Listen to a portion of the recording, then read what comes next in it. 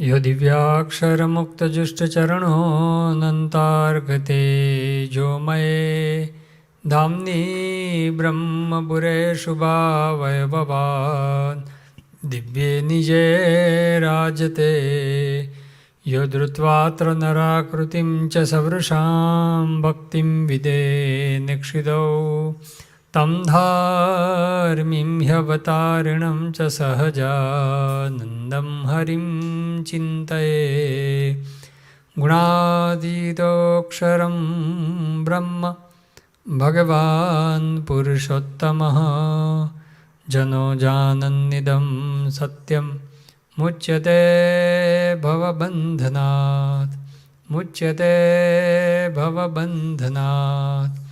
श्री स्वामिनारायण भगवाननी जय। अक्षर पुरुषोत्तम महाराजनी जय। गुणातीतानंद स्वामी महाराजनी जय। भगतजी महाराजनी जय। शास्त्रीजी महाराजनी जय।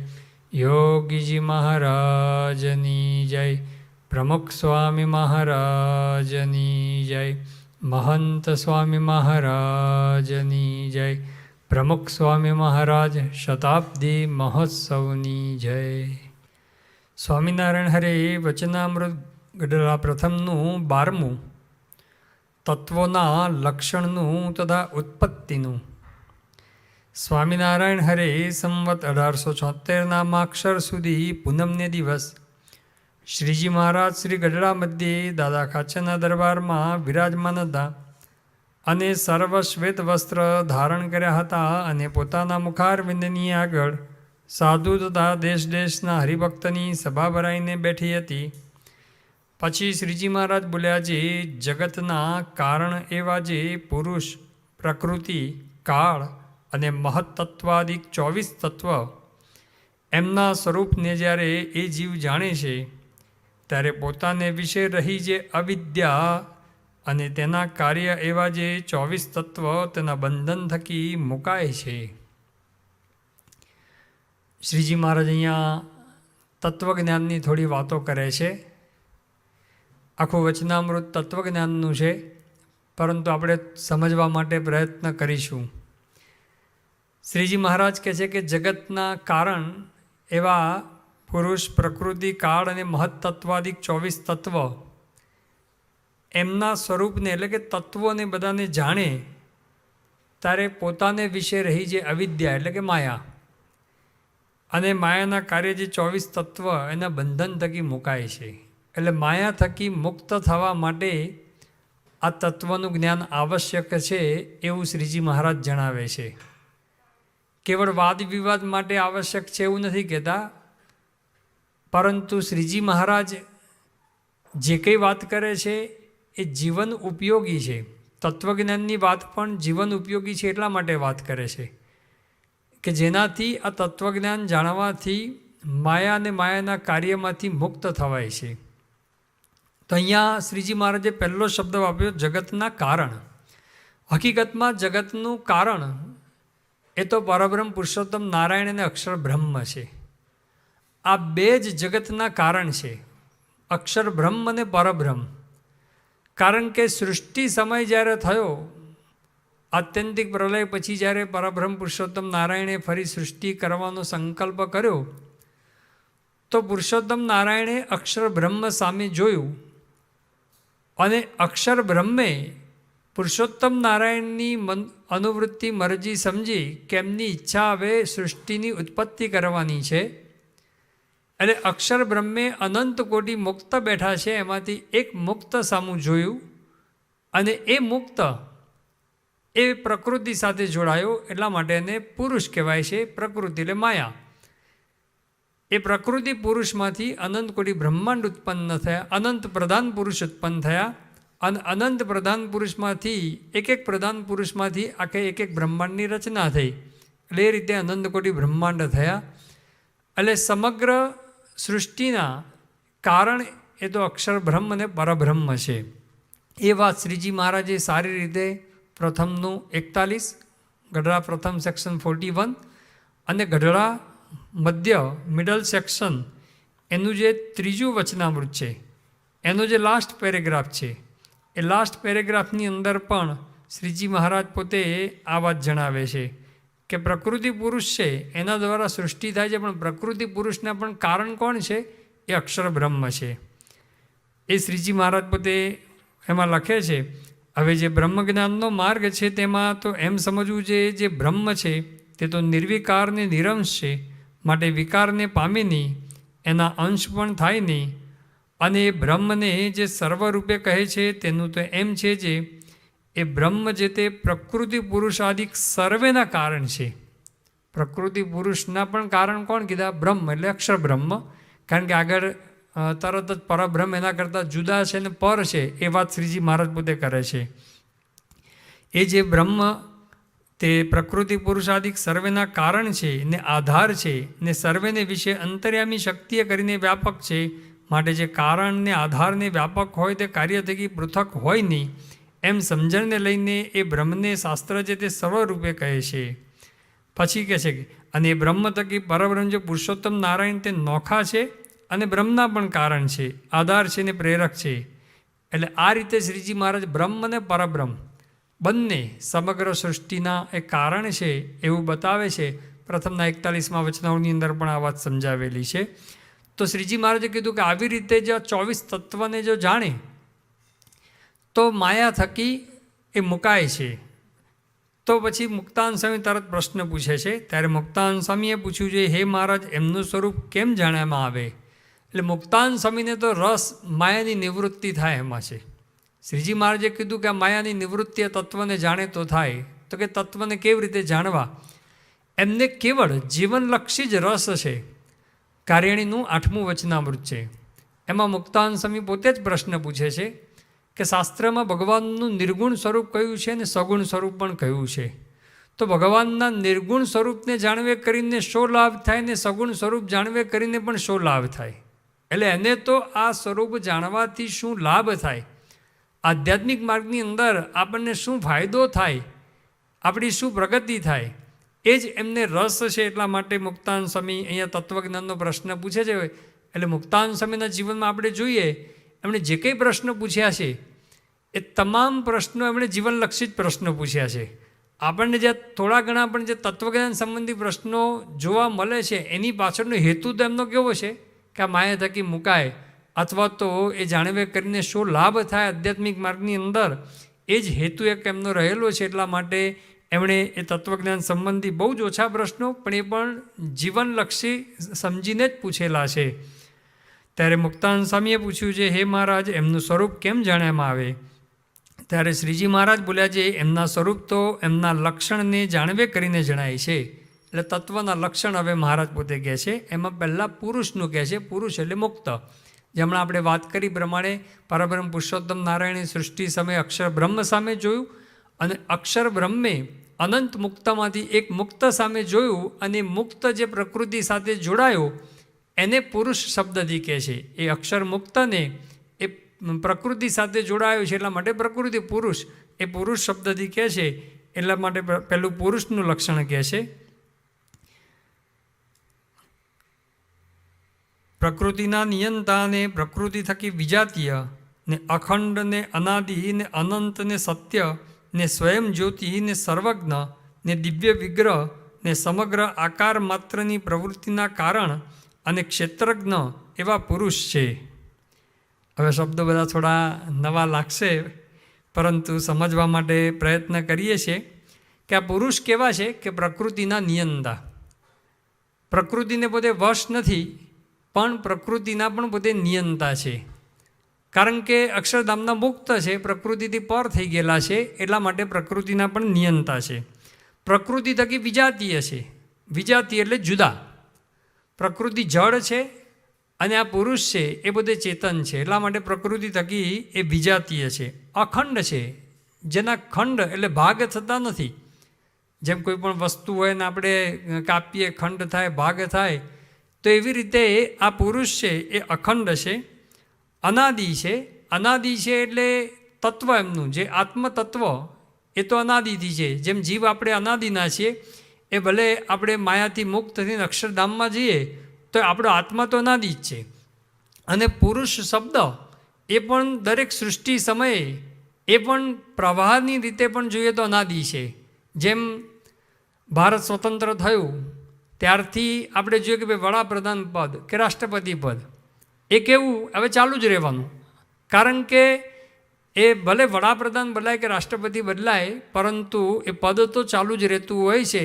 એવી રીતે પુરુષ એ પદ એ ચાલુ જ રહેતું હોય છે. દરેક સૃષ્ટિ સમયે ભલે જુદા જુદા પુરુષ એ જોડાતા હોય છે. એટલા માટે અને અનાદિકાળથી આ પ્રવાહ એ ચાલે છે એટલા માટે પણ એને અનાદિ કીધા. અથવા તો એ આત્મા એનો તો અનાદિ જ છે, જીવ એ અનાદિ છે, એ દ્રષ્ટિએ પણ અનાદિ કહી શકાય. અનંત છે એટલે કે જેનો અંત નથી, જેનો નાશ નથી, એટલા માટે અનંત કે ન અંત, જેનો અંત નથી, જેનો નાશ નથી, એટલા માટે અનંત કહેવાય. અનંત એટલે સંખ્યાની દ્રષ્ટિએ અનંત નહીં, સંખ્યાની દ્રષ્ટિએ મુક્તો ભલે અનંત છે પણ અહીંયા જે સ્પેશિયલ પુરુષની જે વાત કરે છે એ નાશ નથી એ અર્થમાં અનંત છે. સત્ય છે, સત્ય છે એટલે કે જેનો ત્રણેય કાળમાં નાશ નથી. ભૂતકાળ, વર્તમાનકાળ અને ભવિષ્યકાળની અંદર પણ જેનો નાશ નથી એને સત્ય કહેવાય.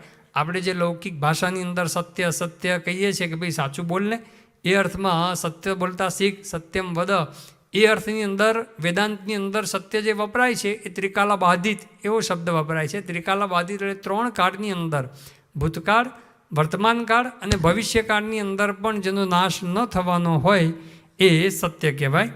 અને તેના 38મા વચનાઓની અંદર પણ શ્રીજી મહારાજે પરબ્રહ્મ પુરુષોત્તમ નારાયણ માટે આ સત્ય શબ્દ એ વાપરેલો છે. અનંતને સત્ય, અનંત ને સત્ય અને સ્વયં જ્યોતિ એટલે સ્વયં પ્રકાશવાન છે, પોતાનો પણ સ્વયં પ્રકાશ છે. લોયાના 15મા વચનાઓની અંદર કીધું શ્રીજી મહારાજે પુરુષ, અક્ષર અને પુરુષોત્તમ ત્રણેય પ્રકાશપણે તો સજાતીય દેખાય પણ ત્રણેયના પ્રકાશની અંદર ભેદ પણ અતિશય છે. કારણ કે પુરુષનું તેજ એના કરતાં અક્ષર બ્રહ્મનું તેજ વિશેષ છે, એના કરતાં પરબ્રહ્મ પુરુષોત્તમ નારાયણનું પણ તેજ વિશેષ છે. પણ પુરુષ એ પોતે પણ સ્વયં જ્યોતિ એટલે સ્વયં પ્રકાશવાન છે, સર્વજ્ઞ છે. એટલા માટે કે પ્રકૃતિ પુરુષમાંથી અનંતકોટી બ્રહ્માંડની ઉત્પત્તિ થશે એટલે અનંતકોટી બ્રહ્માંડના એ પોતે જ્ઞાતા છે એટલા માટે સર્વજ્ઞ કીધા. ને દિવ્ય વિગ્રહ એનો મનુષ્ય દેહ નથી કારણ કે અક્ષરધામના મુક્ત છે અને અક્ષરધામની અંદર દિવ્ય શરીર પ્રાપ્ત થતું હોય છે, ચૈતન્યમય શરીર પ્રાપ્ત થતું હોય છે. પ્રથમના પહેલા વચનામાં ભાગવતી તનુ શબ્દ વાપરેલો છે. અક્ષર બ્રહ્મમય દેહ એવો પ્રાપ્ત થતો હોય છે એટલા માટે એને દિવ્ય વિગ્રહ, વિગ્રહ એટલે શરીર, દિવ્ય શરીરવાળા, માઇક શરીર નહીં પણ દિવ્ય શરીરવાળા છે. ને સમગ્ર આકાર માત્રની પ્રવૃત્તિના કારણ, સમગ્ર આકાર માત્રની એટલે કે હવે અત્યાર સુધી આત્યંતિક પ્રલય થયો છે પછીની સૃષ્ટિની વાત છે એટલે કંઈ જ નથી, અનંતકોટી બ્રહ્માંડનો પ્રલય થયો છે. હવે બધી ઉત્પત્તિ થવાની છે કારણ કે આ પુરુષ છે પ્રકૃતિ સાથે જોડાશે, એમાંથી પ્રધાન પુરુષ અનંત થશે અને એમાંથી પછી મહત્તત્વ ને 24 તત્વ ને બધા 24 તત્વ ને વિરાટ ને બધું થશે. એટલે હવે બધે આકારની ઉત્પત્તિ થશે, કાંઈ જ નથી હવે એમાંથી બધા આકારો ઉત્પન્ન થશે. એટલા માટે સમગ્ર આકાર એ આકાર માત્રની પ્રવૃત્તિના કારણ, કારણ એટલે કે જે કાર્યને ઉત્પન્ન કરે એના માટે કારણ શબ્દ વપરાય. કારણ કે જેમાંથી બધી ઉત્પત્તિ થવાની હોય એને કારણ કહેવાય. અને ક્ષેત્રજ્ઞ એવા પુરુષ છે એટલે પુરુષની વાત કરી જે અક્ષરધામના મુક્ત છે, જે સૃષ્ટિ સમયે પરબ્રહ્મ અને અક્ષર બ્રહ્મ એ બંનેની ઈચ્છાથી એ પોતે આ પ્રકૃતિ સાથે જોડાય છે. અને જે પ્રકૃતિ છે, હવે પુરુષ જે પ્રકૃતિ સાથે જોડાયા એવી પ્રકૃતિની વાત કરે છે. અને જે પ્રકૃતિ છે તે ત્રિગુણાત્મક છે.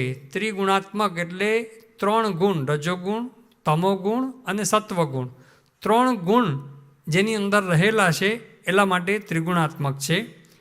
ને જળ ચિદાત્મક છે. જળ ચિદાત્મક એટલે પ્રકૃતિ સ્વરૂપ સ્વભાવે કરીને તો જળ છે પરંતુ એની અંદર હવે અનંત કોટી જે જીવો અને ઈશ્વર એ બધા પ્રલય કાળે પ્રકૃતિની અંદર સમાઈ ગયેલા એટલા માટે ચૈતન્યને બધાને ધારણ કરેલા છે. એટલા માટે ચૈતન્યમય એ લાગે છે પણ મૂળ સ્વભાવે તો પોતે જડ છે, જડ ચિદાત્મક. જેમ આપણો દેહ છે, આપણો દેહ પણ જડ જ છે પરંતુ એની અંદર આત્મા રહેલો છે એટલા માટે ચેતન જેવો જ લાગે છે ને, ચેતન જેવો જ આપણને લાગે છે દેહ. એ હકીકતમાં દેહ પોતે ચૈતન્ય નથી, એ તો જડ જ છે પણ અંદર એક આત્મા રહેલો છે એટલા માટે ચૈતન્યમય લાગે છે. એવી રીતે પ્રકૃતિની અંદર અનંત જીવો અને અનંત ઈશ્વરો પોતે રહેલા છે એટલા માટે એ ચિદાત્મક એ લાગે છે, પણ હકીકતની અંદર તો એ જળ જ છે. એટલા માટે જળ ચિદાત્મક કીધી છે.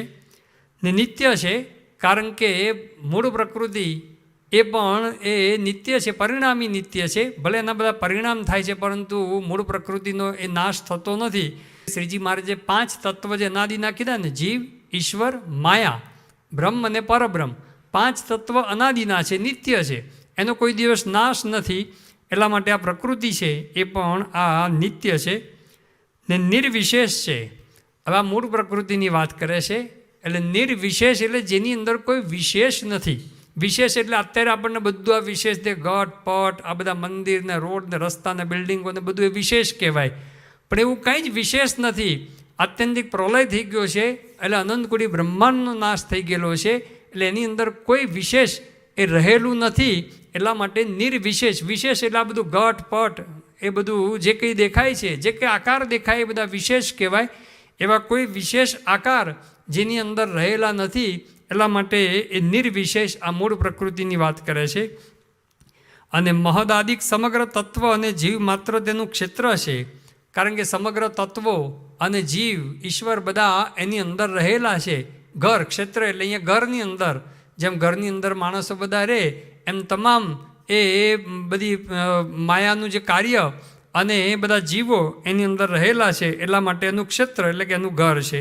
મહદાદિક સમગ્ર તત્વ અને જીવ માત્ર તેનું ક્ષેત્ર છે. અને ભગવાનની શક્તિ છે, કારણ કે ભગવાન પોતે સૃષ્ટિ સમયે આ અનંતકોટી બ્રહ્માંડની ઉત્પત્તિ કરવી છે. એમાં આ પ્રકૃતિ છે, એ પ્રકૃતિને એક શક્તિ તરીકે ઉપયોગ કરે છે, એક ઉપાદાન કારણ તરીકે એ શ્રીજી મહારાજ એનો ઉપયોગ કરે છે. એટલા માટે એ ભગવાનની એક શક્તિ છે. અને ગુણ સામ્ય અને નિર્વિશેષ એવી જે માયા તેનો ક્ષોભ કરે તેને કાળ કહીએ. હવે કાળ પણ ભગવાનની એક શક્તિ છે, પણ એ કાળ શું કરે છે?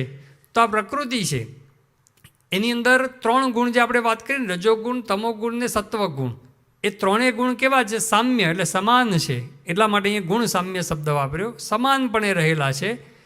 હવે એ ગુણ સામ્ય અને નિર્વિશેષ, એની અંદર કોઈ વિશેષ આ બધું જે આકાર દેખાય છે એવું કંઈ નથી. એને ક્ષોભ કરે એટલે એમાં વિક્ષોભ કરે. જે 3 ગુણ સમાન છે એમાંથી અનબેલેન્સ કરે.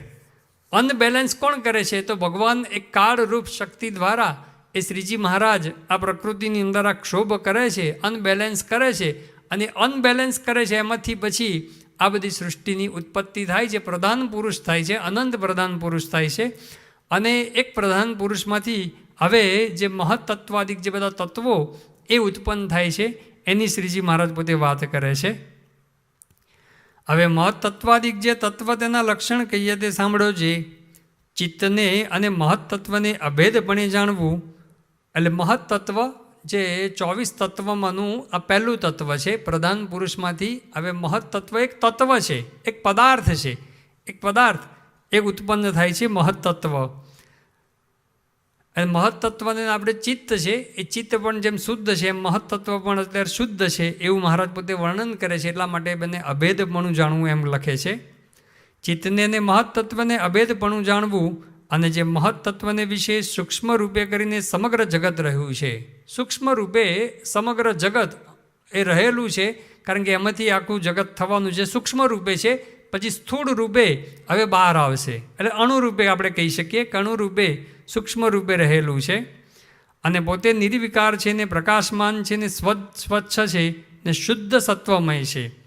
શ્રીજી મહારાજ શબ્દ વાપરે છે. મહત્તત્વ કેવું છે કે નિર્વિકાર છે, એની અંદર કોઈ વિકાર નથી. શ્રીજી મહારાજે ચિત્તની અંદર પણ આવી વાત કરી. ચિત્તની અંદર કેવું છે કે દર્પણ જેવું છે.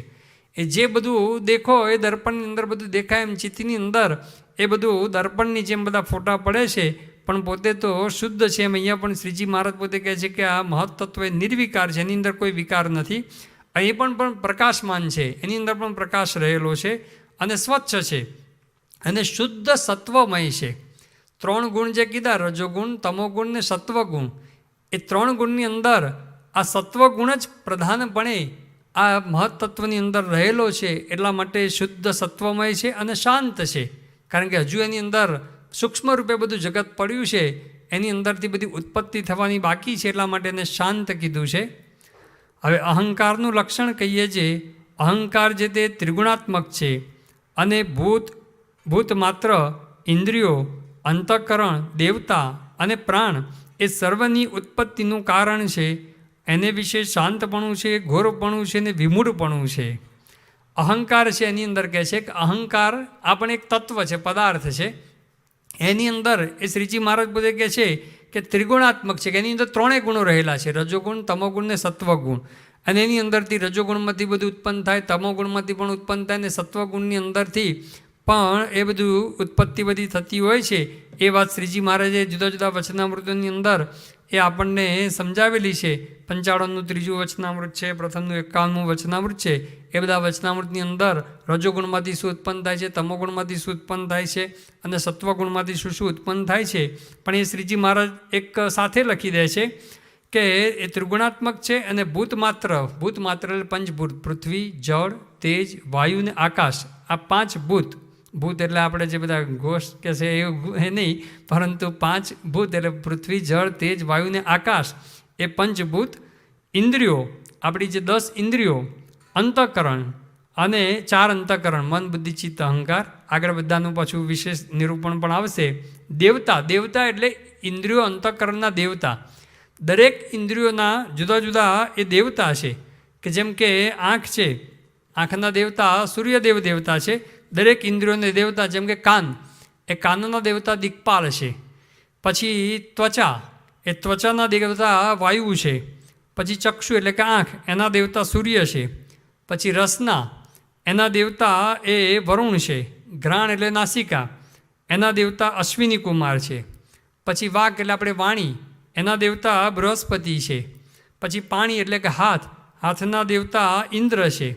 પછી પાદ એટલે પગ, એના દેવતા ઉપેન્દ્ર છે. પાયુ, એના દેવતા મૃત્યુ છે. ઉપસ્થ એટલે જે આપણે લઘુ કરીએ છીએ ઇન્દ્રિય, એના એ દેવતા પ્રજાપતિ છે. મનના દેવતા ચંદ્રમા છે. બુદ્ધિના દેવતા બ્રહ્મા છે. ચિત્તના દેવતા એ વાસુદેવ છે. અને અહંકારના દેવતા રુદ્ર છે. આજે 10 ઇન્દ્રિયો અને 4 અંતઃકરણ, એ 14 ઇન્દ્રિયો એના દેવતા એ પણ આ અહંકાર એની અંદરથી ઉત્પન્ન થાય છે. એટલે પંચભૂત, ઇન્દ્રિયો, 4 અંતઃકરણ અને 14 ઇન્દ્રિયો અંતઃકરણના દેવતા અને પ્રાણ. એ પંચપ્રાણ છે. ક્યારેક 10 પ્રાણ પણ નિરૂપણ કરવામાં આવે છે, પણ પંચપ્રાણની અંદર જ એનો આવિર્ભાવ કરવામાં આવે છે. એટલે પંચપ્રાણ એ સર્વેની ઉત્પત્તિનું કારણ છે. આ અહંકાર છે, 3 અહંકાર, રાજસ અહંકાર, તામસ અહંકાર ને સાત્વિક અહંકાર. આ 3 અહંકારમાંથી આ બધું જ ઉત્પન્ન થાય છે. અને એને એ વિશે શાંતપણું છે, ને ઘોરપણું છે, ને વિમૂઢપણું છે. 3 ગુણ રહેલા છે. શાંતપણું, કારણ કે સાત્વિક અહંકાર છે એની અંદર શાંતપણું છે. પછી રાજસ અહંકારની અંદર ઘોરપણું છે અને તામસ અહંકારની અંદર વિમૂઢપણું છે. એટલા માટે એને આ શાંતપણું, ઘોરપણું, વિમૂઢપણું છે. હવે મનનું લક્ષણ કહીએ છીએ જે મન જે તે સ્ત્રીયાદિક પદાર્થની જે સમગ્ર કામના, તેમની ઉત્પત્તિનું ક્ષેત્ર છે. ક્ષેત્ર એટલે ઘર. શેનું? તો સ્ત્રીયાદિક સમગ્ર પદાર્થ જે કંઈ વિચાર આવે છે એ શેમાં આવે છે? મનની અંદર આવે છે. એટલે મન આ બધા જ જે વિચારો, એ વિચારોનું એક ઘર છે.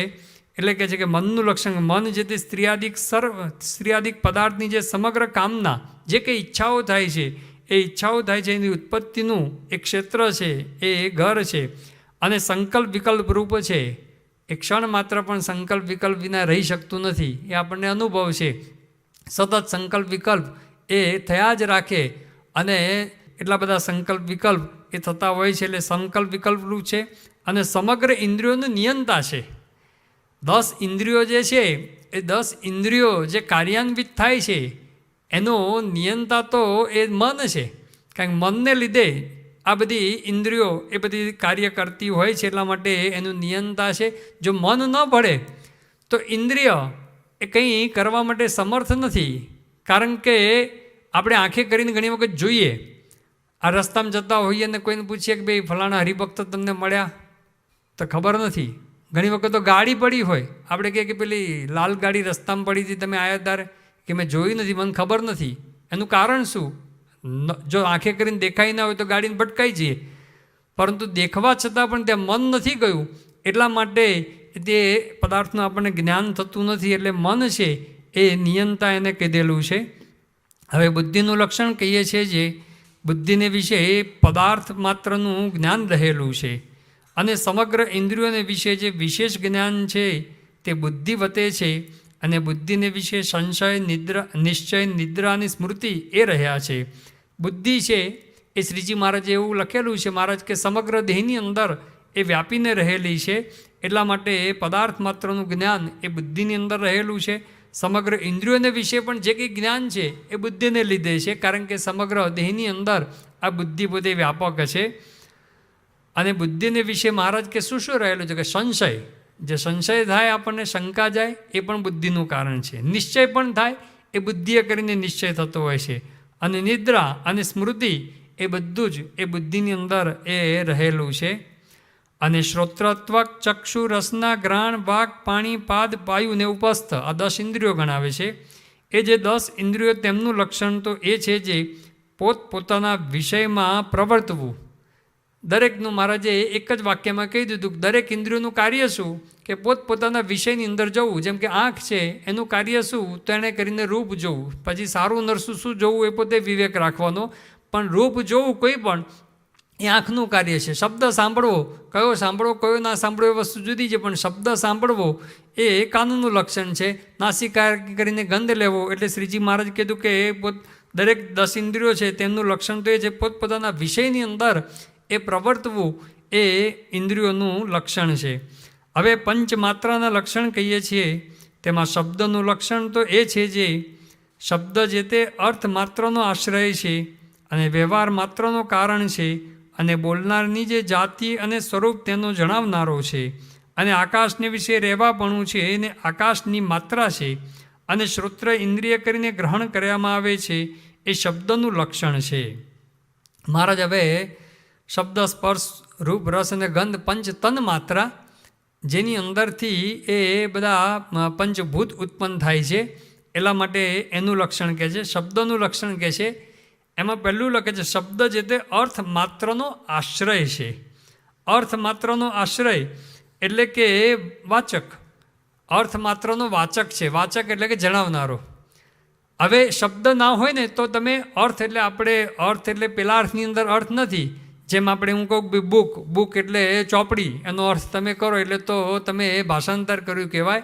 અથવા તો સમાનાર્થી શબ્દ તમે કંઈ વાપરો કે ભાઈ તે પાણી એની જગ્યાએ કોઈક કંઈક જળ, પાણીનો અર્થ શું તો જળ, એ અર્થ ના કહેવાય. અર્થ એટલે હું બુક કહું એટલે બુક શબ્દ અથવા તો ચોપડી શબ્દ કહું એટલે એનો અર્થ શું, અર્થ એટલે આ ચોપડી કહેવાય, એ બતાવાય. એ અર્થ હંમેશા બતાવાતો હોય છે. એટલે કોઈ પણ વસ્તુ કહું માઇક, તો માઇકનો અર્થ શું થાય તો માઇકનો અર્થ એટલે આ બતાવાય છે. આ અર્થ જે વસ્તુ છે એ વસ્તુ જે કે આપણને દેખાય છે એનો વાચક કોણ છે, એને જણાવણ કોણ છે, એ શબ્દ દ્વારા જણાય છે. શબ્દ ન હોય તો આપણે એ અર્થબોધ થતો નથી. અર્થબોધ એટલે આપણને જ્યારે ચોપડી કહે એટલે આપણા મનની અંદર એક આકાર થાય છે કે ભાઈ આ રીતની આ ચોપડી કહેવાય. એ જે આકાર જે આપણને એનું જ્ઞાન થાય છે એ શબ્દને લીધે એ આકારનું જ્ઞાન થતું હોય છે. એટલે શ્રીજી મહારાજ પોતે અહીંયા શબ્દ છે એ અર્થનો જણાવનારો એટલે કે ભાઈ પાણી શબ્દ બોલીએ એટલે એનો અર્થ આપણે જળ કરીએ એ અર્થની વાત નથી કરતા, પરંતુ વસ્તુ, આ જે વસ્તુ દેખાય છે જે અર્થ જેને કહેવાય, હકીકતની અંદર અર્થ એને કહેવાય, એનો જણાવનારો કોણ છે એ શબ્દના આધારે આપણને એ અર્થનો બોધ થાય છે, અર્થ એ જણાય છે. અને વ્યવહાર માત્રનો કારણ છે. એમને તો આપણે કંઈ વ્યવહાર થતો નથી, નહીંતર તો બધું કેવી રીતે વ્યવહાર કરવો એકબીજા સાથે, જે વ્યવહાર કરીએ છીએ પણ શબ્દે કરીને એ બધો વ્યવહાર થતો હોય છે. અને બોલનારની જે જાતિ અને સ્વરૂપ તેનો જણાવનારો છે. આ શબ્દ છે ને એના દ્વારે આપ ખબર પડી જાય કે ભાઈ આ વ્યક્તિ કોણ છે એ પણ ખબર પડી જાય. જેમ એક પ્રસંગ છે કે એક સુરદાસ એ પોતે રસ્તામાં બેઠેલો, રાજાની સવારી જતી હતી અને રાજાની સવારી જતી હતી ને ત્યાં પહેલાં સિપાહી આવ્યા અને એ સિપાહીએ એકદમ લાકડી ફટકારીને કીધું એ આંધળા ખસી જા કે. એટલે પેલા આંધળાને તો દેખાતું નહોતું છતાં પણ કીધું કે સિપાહી ભાઈ હમણાં હું થોડી વારમાં ખસી જાઉં છું. અને એમ કરીને આખું બધું બતાવે છે કે ત્યાર પછી એ દીવાન આવ્યો અને રાજા પોતે આવ્યા અને રાજાએ કીધું કે સુરદાસજી તમે બાજુની અંદર જશો, તો તરત જ સુરદાસે કીધું જી રાજાજી હમણાં જ હું ખસી જાઉં છું. તો પેલા આંધળો તો છતાં પણ ખબર પડી કે આ સિપાહી બોલ્યો કે આ દીવાન બોલ્યો કે પછી આ રાજા બોલ્યો એ ખબર પડી ગઈ. એટલા માટે શ્રીજી મહારાજ કહે છે કે એ સ્વરૂપને જણાવનારો છે કે ભાઈ આ કેવો વ્યક્તિ છે, કોણ છે, એ જાતિને સ્વરૂપને જણાવનારો છે. અને આકાશને વિશે રહેવાપણું છે, આકાશની અંદર એ રહેશે. શબ્દ આકાશમાં રહે છે એટલા માટે તો આપણને ખબર પડે છે. અત્યારે ધારો કે નહીં બધા રેડિયો સ્ટેશન એ મૂકવામાં આવે તો બીબીસીના પણ શબ્દો પકડાય, એટલે લંડનના શબ્દો પકડાય, અમેરિકાના પકડાય, ઇન્ડિયાના પકડાય. એ ક્યાંથી પકડાય છે? કારણ કે શબ્દ પોતે આકાશની અંદર છે, આકાશની અંદર રહે છે. જે શ્રીજી મહારાજે 200 વર્ષ પહેલાં અને આપણા શાસ્ત્રોમાં પણ, ન્યાય વગેરે શાસ્ત્રોમાં પણ આ લખેલું છે, શબ્દ ગુણકમ આકાશમ કરીને. તો વર્ષો પહેલાં લખેલું છે કે શબ્દ આકાશની અંદર રહે છે. અને એના દ્વારા જ આપણે અત્યારે બધા રેડિયો સ્ટેશનને બધા થયા અને એની શોધ થઈને એના દ્વારા બધા શબ્દો જે પકડીએ છીએ એનું કારણ શું? એ શબ્દ આકાશની અંદર રહેતો હોય તો નાશ પામી જતો હોય આકાશની અંદર તો પછી એ શબ્દ પકડી શકાતો નથી. પણ એ આકાશની અંદર એને રહેવાપણું છે, એ દ્વારા જ આપણે શબ્દ પકડાય. કારણ કે અહીંયાથી હું બોલું અને સામેની વ્યક્તિ કોઈ પણ સાંભળે છે તો વચ્ચે તો કોઈ વાયર છે નહીં, વચ્ચે કશું કનેક્શન છે નહીં, અને છતાં પણ એ શબ્દ પહોંચે છે. એનું કારણ શું? કે આકાશ દ્વારા, એ આકાશની અંદર રહે છે ને આકાશ દ્વારા એ શબ્દ એ પહોંચે છે. એટલે આકાશને વિશે રહેવાપણું છે. અને આકાશની માત્રા છે, એટલે કે જેના દ્વારા એ આકાશની ઉત્પત્તિ પણ થાય છે. શબ્દ તન માત્રામાંથી એ આકાશની ઉત્પત્તિ પણ થાય છે. એટલા માટે શ્રીજી મહારાજ કહે છે કે આકાશની તન્માત્રા છે. અને શ્રોત્ર ઇન્દ્રિય કરીને ગ્રહણ કરવામાં આવે છે, શબ્દનું લક્ષણ છે. શબ્દ એ કાન દ્વારા જ, શ્રોત્ર ઇન્દ્રિય દ્વારા જ ગ્રહણ થાય છે. એવી વાત શ્રીજી મહારાજ પોતે કરે છે. અને બીજું તો ઘણું બધું મહારાજ પોતે નિરૂપણ કરે છે. એ હવે આપણે પરમ દિવસે એ જોઈશું. શ્રી સ્વામિનારાયણ ભગવાનની જય.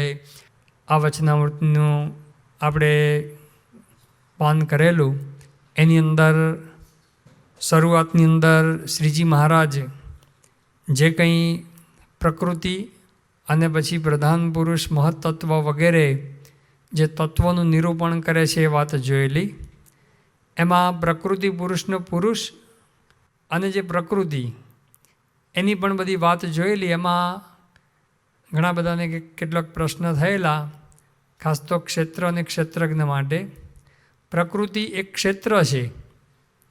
ક્ષેત્ર એટલે ખેતર, કે જેની અંદરથી આ બધા બીજ પડ્યા હોય એ બધા વૃક્ષ થાય, ઝાડ થાય. એટલા માટે પ્રકૃતિને અહીંયા ક્ષેત્ર કહી છે. અને પુરુષ ક્ષેત્રજ્ઞ એટલે ક્ષેત્રને જાણવાવાળા, પ્રકૃતિને, પ્રકૃતિના કાર્યને જાણવાવાળા. એટલું સમજીએ તો પણ ઘણું છે. પ્રકૃતિ ક્ષેત્ર એટલે ખેતર છે કે જેની અંદરથી જે બધા બીજ પડેલા છે, સૂક્ષ્મ રૂપે જગત છે, એ બધું ઉત્પન્ન થાય છે. અને પુરુષ છે એને ક્ષેત્રજ્ઞ કીધો છે, એટલે કે ક્ષેત્રને જાણવાવાળા, પ્રકૃતિ અને એના કાર્યને જાણવાવાળા. એ રીતે પ્રકૃતિ પુરુષની વાત જોયેલી. ત્યાર પછી મહત્તત્વ, પછી અહંકારનું પણ લક્ષણ જોયેલું. ત્યાર પછી મન, બુદ્ધિ અને 10 ઇન્દ્રિયો એના લક્ષણ જોયેલા. પછી પંચ તન માત્રાના લક્ષણ એ પણ આપણે શરૂ કરેલા. શબ્દનું લક્ષણ શ્રીજી મહારાજે જે કીધેલું એ આપણે જોયેલું. ફરી પણ એનું વાંચન કરીએ. હવે પંચ માત્રાના લક્ષણ કહીએ છીએ, તેમાં શબ્દનું લક્ષણ તો એ છે જે શબ્દ જે તે અર્થ માત્રનો આશ્રય છે અને વ્યવહાર માત્રનું કારણ છે. આ આપણે જોયેલું કે શબ્દ દ્વારા અર્થ જણાય છે. કે શબ્દ આપણે પુસ્તક બોલીએ એટલે પુસ્તક શબ્દનો અર્થ જે આ પુસ્તક બતાવી શકાય, એ આપણા મનની અંદર જે બોધ થાય છે. એટલે અર્થ માત્રનો આશ્રય છે, અર્થ માત્રનો વાચક છે, અર્થ માત્રને જણાવનારો છે. અને વ્યવહાર માત્રનું કારણ છે. આપણે શબ્દ દ્વારા બધો વ્યવહાર થતો હોય છે. અત્યારે જે બધું ઈમેલને બધું કરીએ છીએ એક જાતનો શબ્દ વ્યવહાર જ છે. એ શબ્દ દ્વારા એ બધો વ્યવહાર થતો હોય છે. અને બોલનારની જે જાતિ અને સ્વરૂપ તેનો જણાવનારો છે. એટલે એ પણ આપણે જોયેલું કે આપણે કેવું બોલીએ છીએ એના ઉપરથી આપણું સ્વરૂપ એ જણાઈ આવતું હોય છે. એટલા માટે શાસ્ત્રોમાં લખ્યું છે કે સત્ય, હિત અને પ્રિય એવું વચન બોલું. યોગીજી મહારાજ વારંવાર આ વાત કરતા. ઘણી વખત સાચું હોય પણ હિતકર ન હોય ને પ્રિય પણ ન હોય. સાચી વાત પણ પ્રિય રીતે, પ્રેમથી, સારી રીતે એ રજૂ કરી શકાય છે. તોછડાઈથી રજૂ કરીએ તો સાચી વાત પણ કોઈ માને નહીં. એટલા માટે યોગીજી મહારાજ કહેતા કે વાણી જે વાપરવી એ ઘીની પેઠે વાપરવી, પાણીની જેમ વાપરવી નહીં. એટલે શબ્દ બોલતા પહેલાં ખૂબ વિચાર કરવો. એ પણ યોગીજી મહારાજ પોતે કહેતા. સંસ્કૃતની અંદર એક શુભાષિત છે, પ્રિય વાક્ય પ્રદાનેન સર્વે તુષ્યંતિ જંતવ તસ્માત તદેવ વક્તવ્યમ વચને કા દરિદ્રતા. કે પ્રિય વાક્ય બોલીએ, સારું બોલીએ, મીઠી વાણી બોલીએ તો એનાથી સર્વે તુષ્યંતિ જંતવ, જીવ પ્રાણી માત્ર એનાથી રાજી થતા હોય છે. બળદને પણ આપણે જોયું છે કે ભાઈ એને બાપો બાપો કરીને થાબડે ને તો ગમે એટલો ભાર હોય ને ઢાળ ચડવાનો હોય ને તો એ ચડી જાય, એને સારું લાગે છે. તો કે પ્રિય વાક્ય પ્રદાનેન સર્વે તુષ્યંતિ જંતવ તસ્માત તદેવ વક્તવ્યમ, એટલે કે પ્રિય જ બોલવું જોઈએ. વચને કા દરિદ્રતા, વચનની અંદર શા માટે દરિદ્રતા એ રાખવાની, એટલે કે સારી વાણી બોલવામાં, પ્રિય વાણી બોલવામાં દરિદ્રતા રાખવી નહીં.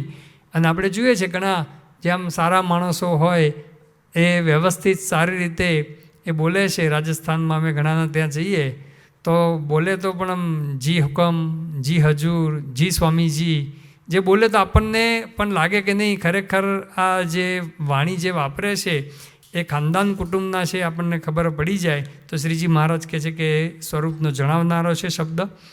અને આકાશને વિશે રહેવાપણું છે ને આકાશની માત્રા છે એ પણ આપણે જોયેલું કે આકાશમાં શબ્દો રહે છે એટલા માટે તો આપણે રેડિયો સ્ટેશન અને ટેલિવિઝન દ્વારા બધા શબ્દો જાણી શકીએ છીએ, દૂર દૂરના પણ શબ્દો માણી શકીએ છીએ.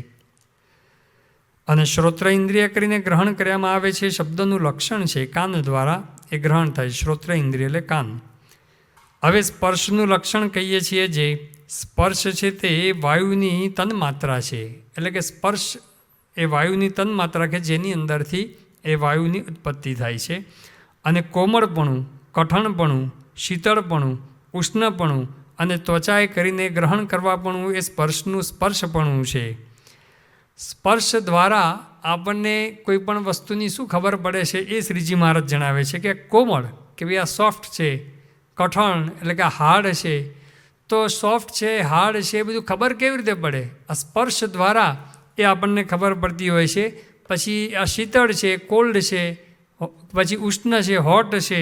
તો આ બધી જ એ ખબર એ હોટ, કોલ્ડ, સોફ્ટ, હાર્ડ આ બધી જ ખબર શ્રીજી મહારાજ કહે છે કે આપણને આ સ્પર્શ દ્વારા એ ખબર પડે છે. અને ત્વચાએ કરીને ગ્રહણ થાય છે, એટલે આપણી જે ચામડી એ ચામડી દ્વારા એનું ગ્રહણ થાય છે. હવે રૂપનું લક્ષણ કહીએ છીએ જે પદાર્થ માત્રના આકારને જણવી દેવાપણું અને તે પદાર્થને વિશે ગૌણપણે રહેવાપણું અને તે પદાર્થની રચનાએ કરીને પરિણામપણું અને તે જ તત્વનું તન્માત્રાપણું અને ચક્ષુ ઇન્દ્રિય કરીને ગ્રહણ કરવાપણું એ રૂપનું રૂપપણું છે. એક તો કોમન જ આવશે, દરેકની અંદરથી એક એક તત્વની ઉત્પત્તિ થાય છે, એટલે રૂપમાંથી એ તે જ તત્વનું તન્માત્રાપણું છે એ જણાવે છે અને ચક્ષુ ઇન્દ્રિય દ્વારા ગ્રહણ થાય છે. પણ હવે બીજી વાત શ્રીજી મહારાજ કરે છે કે રૂપની એનું લક્ષણ શું છે કે પદાર્થ માત્રના આકારને જણવી દેવાપણું. આપણને કોઈ પણ પદાર્થનો આકાર દેખાય છે ને એ આકારનું જ્ઞાન જે આપણને થાય છે એના મૂળની અંદર રૂપ છે.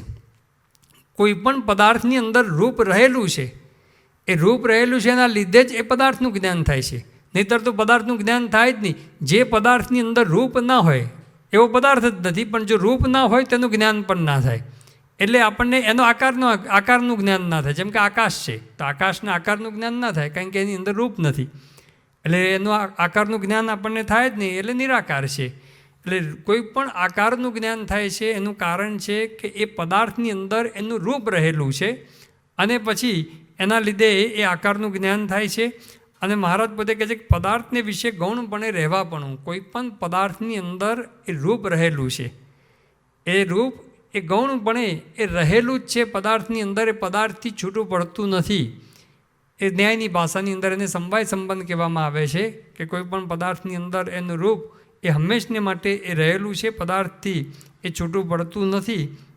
અને કહે છે કે પદાર્થને વિશે ગૌણપણે રહેવા પણ પદાર્થની રચનાએ કરીને પરિણામપણું.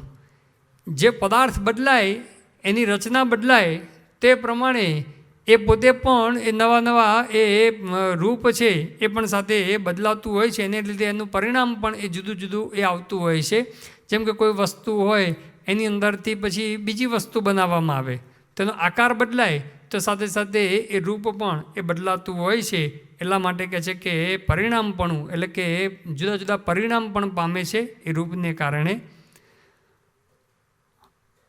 અને ચક્ષુ ઇન્દ્રિય દ્વારા ગ્રહણ થાય છે એ શ્રીજી મહારાજ વાત કરે છે. હવે રસનું લક્ષણ કહીએ છીએ જે મધુરપણું, તીખાપણું, કસાયેલાપણું, કડવાપણું, ખાટાપણું, ખારાપણું અને જળનું તન્માત્રાપણું અને રસના ઇન્દ્રિય કરીને ગ્રહણ કરવાપણું એ રસનું રસપણું છે. એટલે રસની અંદરથી એ જળની ઉત્પત્તિ થાય છે, એટલે એનું તન્માત્રાપણું અને રસના ઇન્દ્રિય દ્વારા એના દ્વારા આ ગ્રહણ થાય છે. જીવા ઇન્દ્રિય દ્વારા રસનું એ ગ્રહણ થાય છે. એટલા માટે આ રસનું એ લક્ષણ કીધું ને એમાં કે 6 રસ, 6 પ્રકારના રસ શ્રીજી મહારાજે બતાવ્યા કે મધુર એટલે સ્વીટ, જે ગળ્યું જે આપણે ખાઈએ છીએ એ, તીખું એટલે એકદમ સોલ્ટી, અને પછી કસાયેલાપણું એટલે કે તુરું. તુરો જે રસ છે એ અમુક પદાર્થ જેવા આવે છે કે જેનો આમ રસ એકદમ તુરો હોય, એના લીધે અમુક આમળાને બધું જે છે એ તુરું કહેવાય, આમળાને બધો રસ એનો તુરો કહેવાય. પછી કડવાપણું, લીમડો વગેરે છે એ કડવાપણું. પછી ખાટાપણું, લીંબુ વગેરે છે એ ખાટાપણું. અને ખારાપણું જે સોલ્ટ જે આપણે આવે છે એ સોલ્ટી પદાર્થ જે બધા આવે એ બધું ખારાપણું. આ 6 રસ એ આપણને જણાય છે અને રસના ઇન્દ્રિય દ્વારા ગ્રહણ થાય છે. હવે ગંધનું લક્ષણ કહીએ છીએ જે સુગંધપણું, દુર્ગંધપણું ને પૃથ્વીનું તન્માત્રાપણું અને ગ્રાણ ઇન્દ્રિય કરીને ગ્રહણ કરવાનું એ ગંધનું ગંધપણું છે. એ પણ આપણને સહેજે સમજાવવું છે. ગંધ એટલે સુગંધ અને દુર્ગંધ બંનેનું જ્ઞાન થાય છે. અને એ નાસિકા દ્વારા, ગ્રાણ ઇન્દ્રિય એટલે નાસિકા દ્વારા ગ્રહણ થાય છે અને એમાંથી પૃથ્વીની ઉત્પત્તિ થાય છે, એટલે એનું તન્માત્રાપણું. હવે પૃથ્વી, જળ, તેજ, વાયુ, આકાશના લક્ષણ કહે છે. હવે પૃથ્વીનું લક્ષણ કહીએ છીએ જે સર્વ જીવ માત્રનું ધારવાપણું અને લોકરૂપે કરીને સ્થાનપણું. જીવ પ્રાણી માત્રને ધારી રહી છે પૃથ્વી, એ પણ પૃથ્વીની મોટી વિશેષતા છે. અને લોકરૂપે કરીને એક સ્થાનપણું એ પૃથ્વી લોક છે. અને આકાશાદિક જે 4 ભૂત તેનું વિભાગ કરવાપણું અને સમગ્ર ભૂત પ્રાણી માત્રના શરીરનું પ્રગટ કરવાપણું એ પૃથ્વીનું લક્ષણ છે. આ બે આપણે થોડું સમજીએ. શ્રીજી મહારાજ પોતે કહે છે કે આકાશાદિક જે 4 ભૂત, 5 ભૂત છે એમાં પૃથ્વી, જળ, તેજ, વાયુ ને આકાશ. તો આ પૃથ્વીનું લક્ષણ કહે છે. તો પૃથ્વી સિવાયના જે 4 કીધા એટલે જળ, તેજ, વાયુ ને આકાશ, આ 4નો વિભાગ કોણ કરે છે? પૃથ્વીને લીધે વિભાગ થાય છે. પૃથ્વી એટલે આપણે 50 કોટી યોજન પૃથ્વી કહીએ છીએ તો ખરી જ, પણ આપણને જે કંઈ દેખાય છે ને આકાર, એ પણ પૃથ્વીના વિકાર છે. તો એના દ્વારા જે જળ, તેજ, વાયુ ને આકાશનું વિભાગીકરણ થાય છે. જેમ કે ડેમ બાંધીએ તો ડેમની એક બાજુનું જળ અને બીજી બાજુનું જળ, 2 વિભાગ થયા છે ને કારણે થયા પૃથ્વી તત્વના લીધે. એ પૃથ્વી તત્વના લીધે એ 2 વિભાગ થયા. એટલે જળના પણ વિભાગ કરે છે. કોઈ પણ જગ્યાએ આપણે જળના 2 વિભાગ જે જોવા મળે છે તે પૃથ્વી તત્વના લીધે આ 2 વિભાગ થાય છે. એવી રીતે તેજની સવારે ધારો કે સૂર્યનો ઉદય થાય એટલે આપણને ખબર બહારનો પ્રકાશ ને અંદરનો પ્રકાશ બેનો જે ભેદ પાડીએ છીએ, અંદર ઓછો પ્રકાશ છે, બહાર વધારે પ્રકાશ છે, એ જે ભેદ પડ્યો છે એના લીધે, પૃથ્વી તત્વના લીધે પડ્યો કે ભાઈ અંદર આ દિવાલની અંદર ઓછો પ્રકાશ છે અને બહાર વધારે પ્રકાશ છે. તો વધારે પ્રકાશ, ઓછો પ્રકાશ, એ જે ભેદ પડ્યો એ પણ પૃથ્વી તત્વના લીધે. કારણ કે આ મકાન છે, મકાન પણ એ પૃથ્વી તત્વમાંથી જ બધું બનેલું છે એટલા માટે. પછી એવી રીતે વાયુ પણ આ ઘરની અંદરનો વાયુ, બહાર વાયુ, આપણે કહીએ કે અંદર ઠંડી ઓછી છે, બહાર વધારે છે. તો જે વાયુ, બહાર પવન વધારે વાય છે, અંદર ઓછો વાય છે, આ જે વિભાગીકરણ કરીએ છીએ, અંદરનો પવન, બહારનો પવન, એ પણ પૃથ્વી તત્વના લીધે. આકાશ, હવે આકાશ તો સર્વત્ર વ્યાપક છે, નિરાકાર છે, છતાં પણ આ ઘડામાં રહેલો આકાશ, પછી આ ઘરની અંદર રહેલો આકાશ, એ જે વિભાગ પડે છે, શરીરની અંદર રહેલો આકાશ, એ આકાશના લક્ષણની અંદર બધું આવશે. પણ એ જે વિભાગ પડે છે એ પણ પૃથ્વીને લીધે. ઘડો બનાવ્યો એ પૃથ્વીમાંથી જ ઘડો બનેલો છે કે ઘડાની અંદર એક આકાશ રહેલો છે. પછી આ ઘર બનાવ્યું અથવા તો મંદિર આ બનાવ્યું તો મંદિરની અંદર રહેલો આકાશ, તે જે વિભાગ પડ્યા, ઘડાની અંદર રહેલો આકાશ, પછી ઘટ, પટ, મઠ એની અંદર રહેલો આકાશ, એ આકાશનું જે વિભાગીકરણ એ પણ પૃથ્વીને લીધે થયું છે. તો શ્રીજી મહારાજ અહીંયા એ વાત કરે છે કે 4 ભૂત એટલે જળ, તેજ, વાયુના આકાશ. ભૂત શબ્દ અનાહર્થની અંદર જ સમજવાનો, આપણે ગઈકાલે સ્પષ્ટતા કરેલી. તેનું વિભાગી કરવાપણું અને સમગ્ર ભૂત પ્રાણી માત્રના શરીરનું પ્રગટ કરવાપણું એ પૃથ્વીનું લક્ષણ છે. એ ભૂત પ્રાણી માત્ર એટલે કે આપણે બધા જીવ માત્ર છીએ. એનું જે શરીર જે આપણને દેખાય છે એનું કારણ પૃથ્વી તત્વ છે. એ શરીર પ્રગટ આપણું દેખાય છે એનો પૃથ્વી તત્વના લીધે દેખાય છે. 5 તત્વોનું બનેલું છે પૃથ્વી, જળ, તેજ, વાયુ ને આકાશ.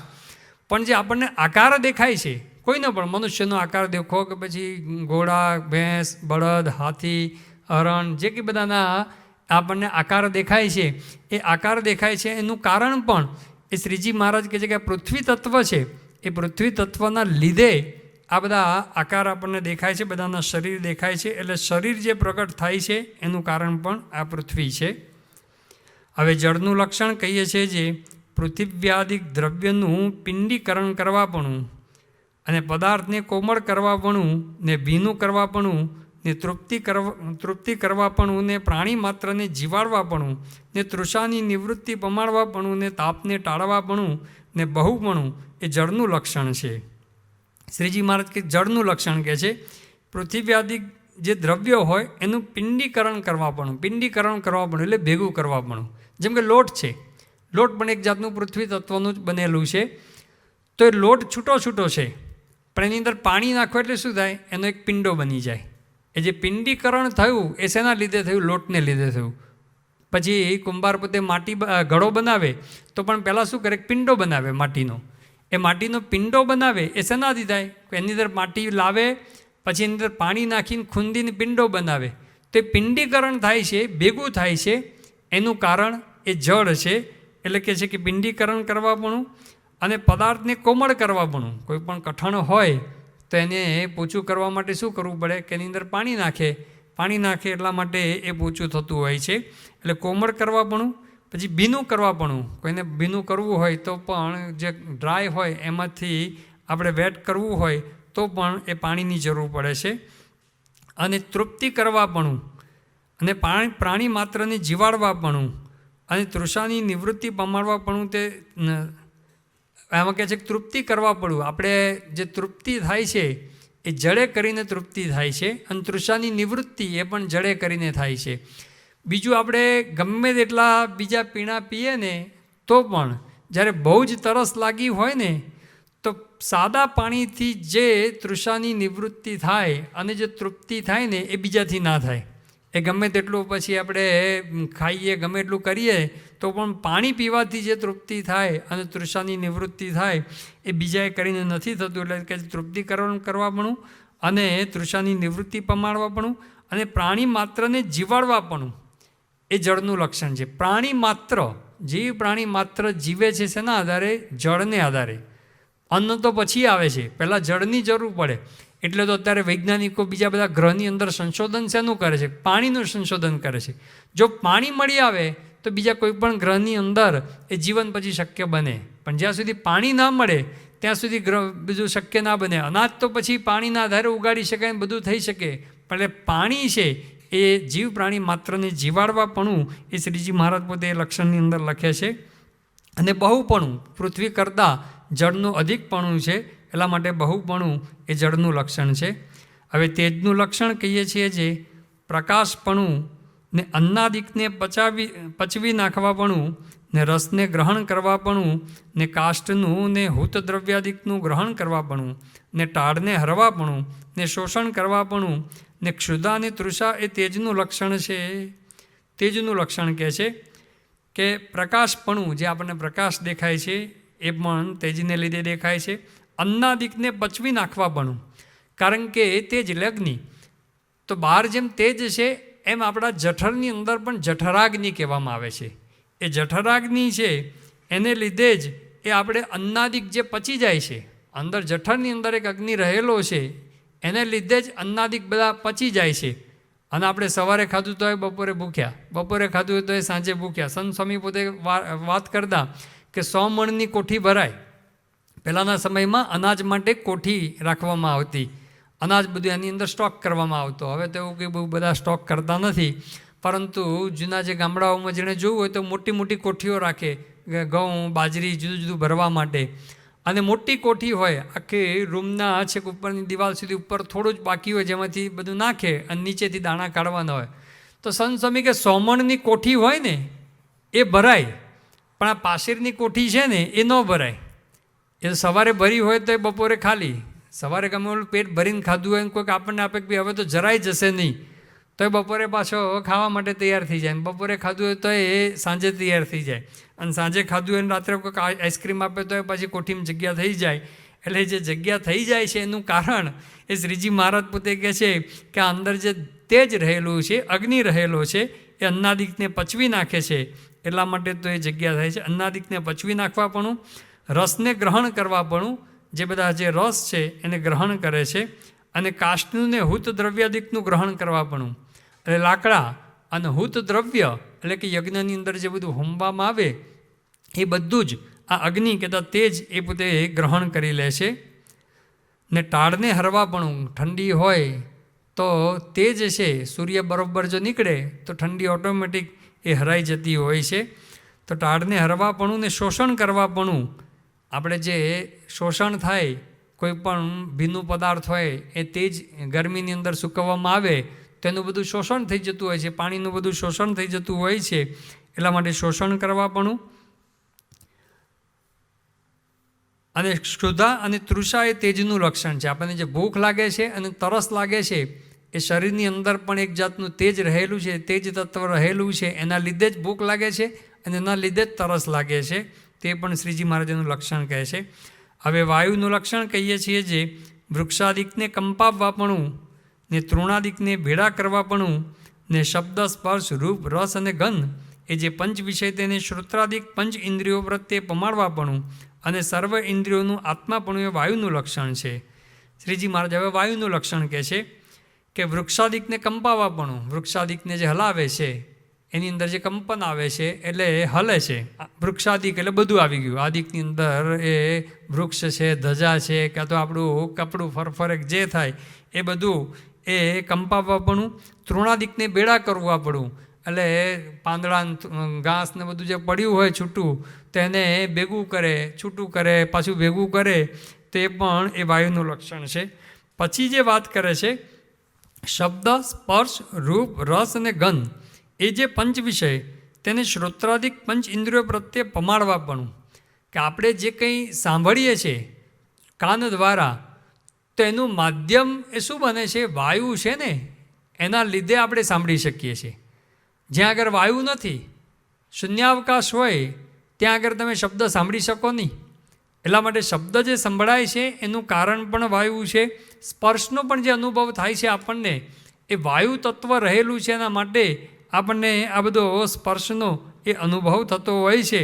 એટલા માટે મહારાજ કહે શબ્દ સ્પર્શ રૂપ રસ અને ગંધ એ પંચ વિષય તેને શ્રોત્રાદિક પંચ જે પંચ ઇન્દ્રિયો છે એ પંચ ઇન્દ્રિયો પ્રત્યે જે પહોંચાડવાનું કાર્ય એ પણ આ વાયુ કરે છે. એટલા માટે સર્વે ઇન્દ્રિયો, અને પાછું કહે છે કે સર્વે ઇન્દ્રિયોનું આત્માપણું, આત્માપણું એટલે સર્વે ઇન્દ્રિયો એના દ્વારા ક્રિયાન્વિત થાય છે. આપણી જે આંખ, કાન, પછી જે એ બધા જ અંગો, એ અંગોની અંદર વાયુનું સંચાર છે, વાયુ અંદર ફરે છે. એટલા માટે જ પંચપ્રાણ એને કહેવામાં આવે છે. એટલે એક જાતનો વાયુ જ છે.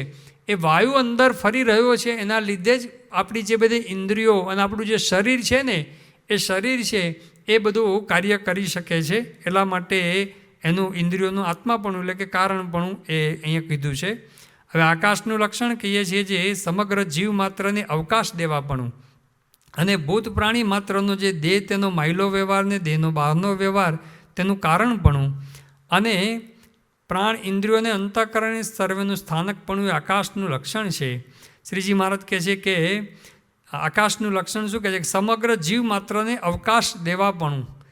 આપણે અંદર અંદર હરી શકીએ છીએ, ફરી શકીએ છીએ અને બધું કરી શકીએ છીએ, બધો વ્યવહાર કરી શકીએ છીએ. એનું કારણ શું, વચ્ચે આકાશ છે, સ્પેસ છે, અવકાશ છે, એટલા માટે જ ફરી શકીએ છીએ. જો આકાશ જ ના હોય તો પછી ક્યાંય આપણે હરી ફરી શકીએ નહીં.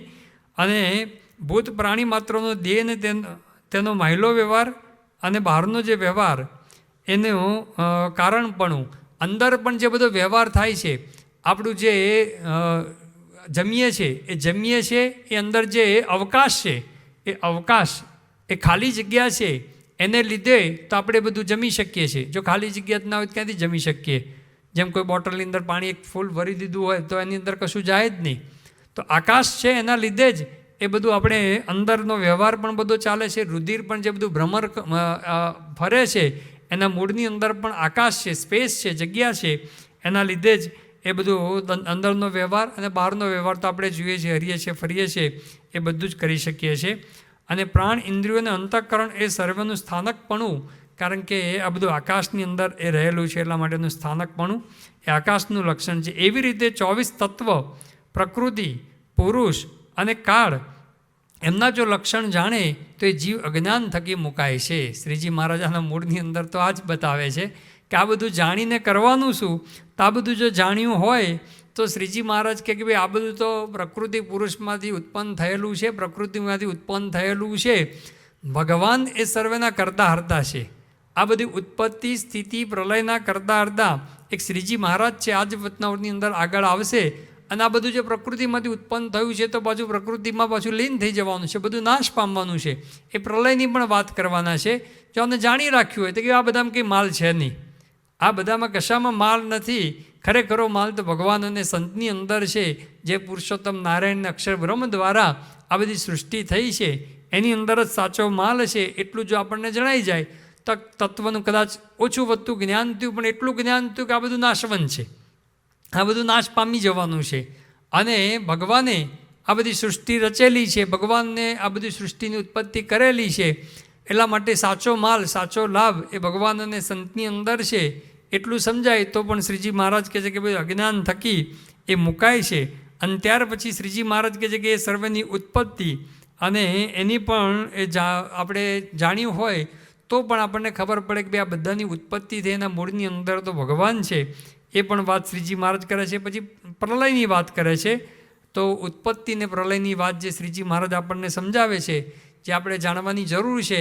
કારણ કે સર્વ કરતાહર્તા આપણે જે શ્રીજી મહારાજને કહીએ છીએ એ સર્વ કરતાહર્તાપણું એ પણ આ ઉત્પત્તિની વાત જો આપણે જાણીએ, ઉત્પત્તિ સર્ગ જો આપણે જાણીએ તો જ આપણને સર્વ કરતાહર્તાપણું શ્રીજી મહારાજનું એ સમજાતું હોય છે. અને પ્રલય, એ પ્રલયની વાત પણ જાણીએ તો આ બધામાંથી મોહ એ આપણો નીકળી જતો હોય છે. એટલા માટે શ્રીજી મહારાજ ઉત્પત્તિ અને પ્રલય એની વાત જે કરે છે એ આપણે આવતીકાલે જોઈશું. શ્રી સ્વામિનારાયણ ભગવાનની જય.